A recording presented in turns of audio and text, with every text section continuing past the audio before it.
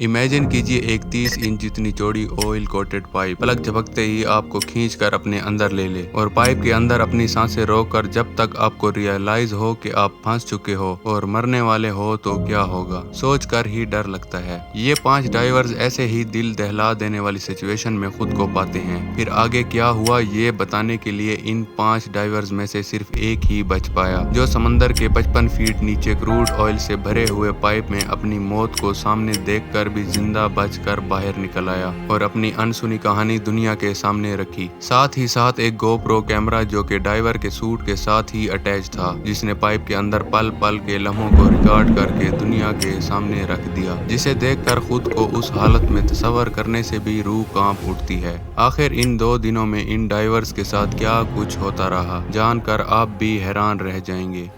Strange TV की videos में एक बार फिर से खुशामदीद।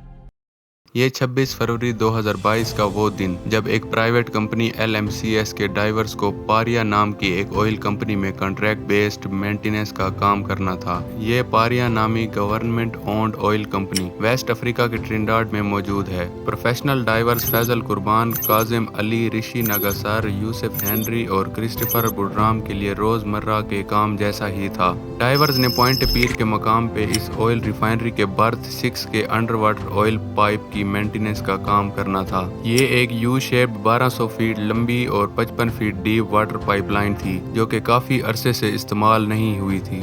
इस पाइपलाइन के बर्थ 6 से शिप्स और oil tankers crude oil unload करते, जिससे ये क्रूड ऑयल इस पाइपलाइन से होते हुए बर्थ 5 में पहुंचता था, जो कि ऑयल रिफाइनरी में मौजूद है, जहां से फिर ऑयल रिफाइन किया जाता था। ये पाइपलाइन ऑयल टैंकर्स और रिफाइनरी के दरमियान एक ब्रिज के तौर पर यूज की जाती थी। उस दिन डाइवर्स को बर्थ 6 पे कुछ मेंटेनेंस का काम करना था। इसके लिए उन्होंने बर्थ को पानी से अलग करने के लिए एक स्पेशल हैबिटेट बेल को ठीक बर्थ पे सेट किया। इस हैबिटेट के अंदर ऑक्सीजन का प्रेशर क्रिएट किया गया, जिसकी वजह से ओशन वाटर हैबिटेट में इंटर नहीं हो सकता। ये वैसे ही है जैसे अगर हम बाल्टी में गिलास को उल्टा करके डालें तो पानी गिलास के अंदर नहीं जा पाता। ये हैबिटेट 8x8 का स्ट्रक्चर होता है, जिसमें वर्कर्स अपने डाइविंग सूट्स उतार कर इक्विपमेंट्स के साथ आसानी से रिपेयरिंग का काम कर सकते हैं। ये प्रोफेशनल लोग थे और पहले भी इन्होंने ये काम कई 100 बार कर रखा था, लेकिन इस बार जो होने वाला था वो काफी खौफनाक था। उस दिन मेंटेनेंस के साथ एक और काम ये था कि पाइप में लगे इस रबर के प्लग को बाहर निकालना था, जो कि कंपनी ने 2 हफ्ते पहले ही लगाया था, ताकि पाइप के अंदर ऑयल या फिर अंदर बनने वाले हाइड्रोकार्बन बाहर लीक ना हो सके।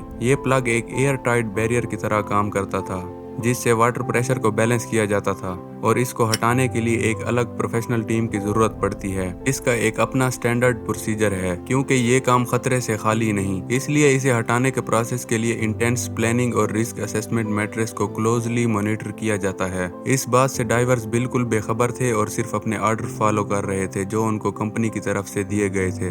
वो इस बात से बेखबर थे कि पाइप में पहले से ही डिफरेंशियल प्रेशर बना हुआ है, जिसे डेल्टा PV कहते हैं। डेल्टा PV को इस छोटी सी एग्जाम्पल से समझते हैं।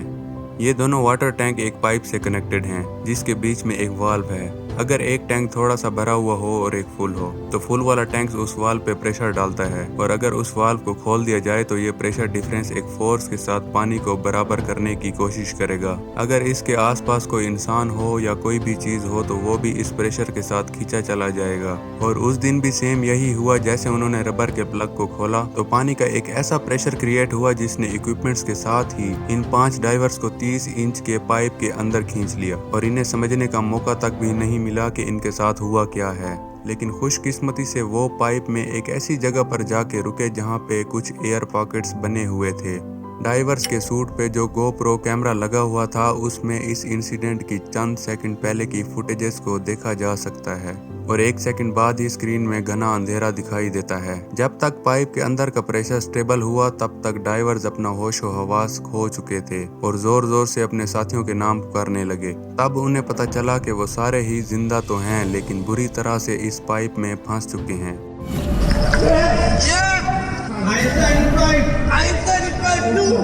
और ये अंदाज़ा लगाना भी मुश्किल था कि वो इस 1200 फीट लंबे पाइप में कितनी दूर तक आ चुके हैं। नाजरीन, ये पाइपलाइन इतनी ही लंबी थी कि एक लाइन में 4 स्टैचू ऑफ लिबर्टी रख दें, और यही वजह थी कि इन डाइवर्स को ये तक समझ में नहीं आ रहा था कि आखिर बर्थ 6 किस साइड पे है। कहीं ऐसा ना हो कि ये लोग रॉन्ग साइड पे चले जाएं। इन डाइवर्स की हालत काफी खराब हो चुकी थी और शदीद जख्मी भी हो चुके थे।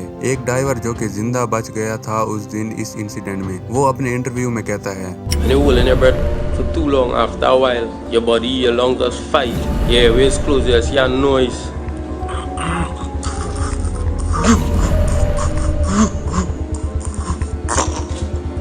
Your body suffering to pull air. An unbelievable nightmare. Your eyes burning. Every time you try to open your eyes, it's burning. You're pitch black, you can't see nothing. Your throat burning. Your ears ringing. Your body sore. And at that point, I tell myself I was gonna dead.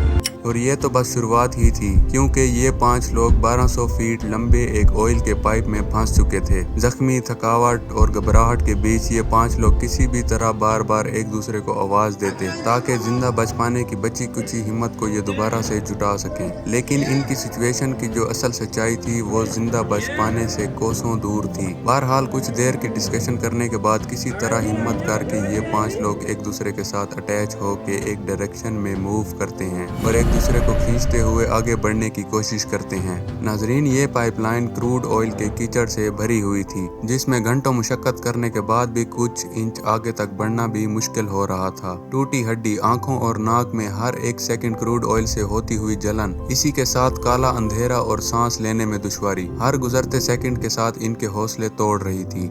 1 घंटे तक अनथक मेहनत करने के बाद एक और मुसीबत आन खड़ी हुई।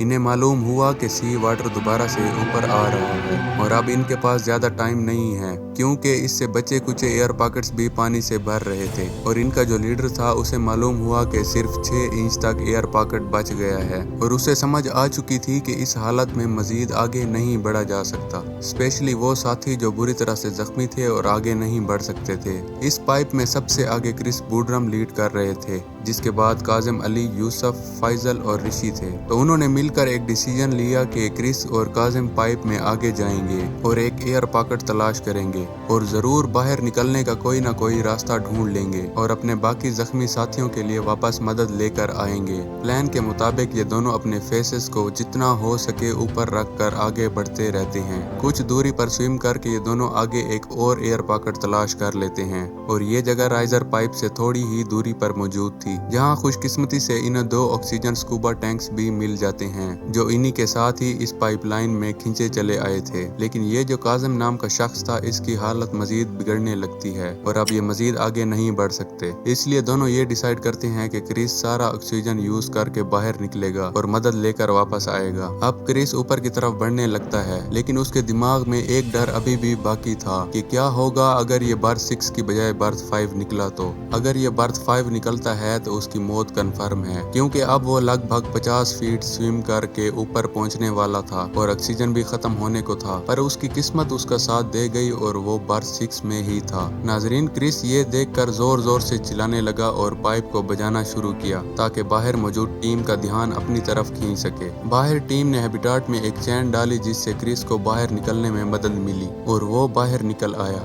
क्रिस ने रेस्क्यू टीम को बताया कि पाइपलाइन के अंदर कुछ एयर पॉकेट्स मौजूद हैं और अभी भी वहां पर 4 लोग जिंदा फंसे हुए हैं। रेस्क्यू टीम जो कि क्रिस को देखकर हैरान होती है कि ये पाइपलाइन टोटली क्रूड ऑयल से भरा हुआ है और इनके पास जो ऑक्सीजन सिलेंडर है उससे भी ज्यादा से ज्यादा 1 घंटे तक का ऑक्सीजन लिया जा सकता है। रेस्क्यू टीम ये सोच रही थी कि शायद ये सारे लोग अभी तक मर चुके होंगे। क्रिस जब उनको पूरा वाकया बताता है तो रेस्क्यू टीम पानी में उतरती है और पाइप पे टैप टैप करते हुए आगे बढ़ती है, जिससे पाइप की दूसरी तरफ डाइवर्स भी टैप करके इनको अपनी लोकेशन बता रहे होते हैं। अंदर मौजूद डाइवर्स जो बुरी तरह से जख्मी थे और उनकी उम्मीदें टूट चुकी थीं, अब उनको एक नई उम्मीद मिली कि शायद अब रेस्क्यू टीम उनको पाइप से बाहर निकाल कर रेस्क्यू कर लेगी। नाजरीन, ये 4 लोग एक बात जानते थे कि बाहर शिप में professional diverse, latest equipments, lights, रस्सी और ऑक्सीजन सिलेंडर्स मौजूद हैं। अब किसी भी तरह करके इनको बचा लिया जाएगा, लेकिन शायद किस्मत को कुछ और ही मंजूर था। घंटे दर घंटे गुजर गुजरते रहते हैं और ये 4 लोग इसी उम्मीद में बैठे होते हैं कि अभी कोई बाहर से डाइवर अंदर आएगा या कोई लाइट नजर आएगी या कोई ऑक्सीजन सिलेंडर्स आ जाएंगे, लेकिन ऐसा कुछ भी नहीं होता। जो होता है वो है अंधेरा। अब हालात ऐसे हो चुके थे कि इनको सांस लेने में भी दुश्वारी हो रही थी, क्योंकि बची कुची जो ऑक्सीजन पाइपलाइन में मौजूद थी वो अब कार्बन डाइऑक्साइड में तब्दील हो रही थी और आखिरी वक्त तक मदद को कोई भी नहीं आया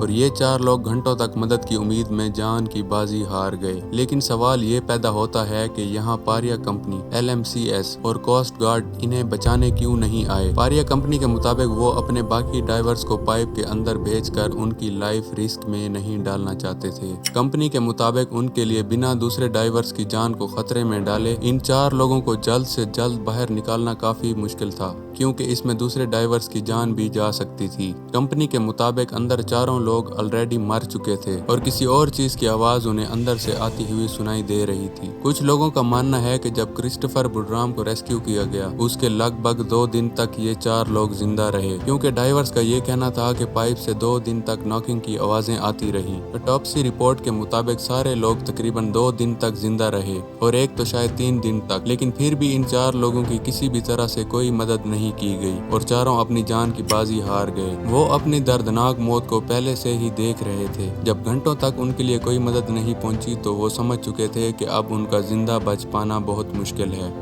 उम्मीद है ये वीडियो भी आप लोग भरपूर लाइक और शेयर करेंगे। मिलते हैं किसी और वीडियो में।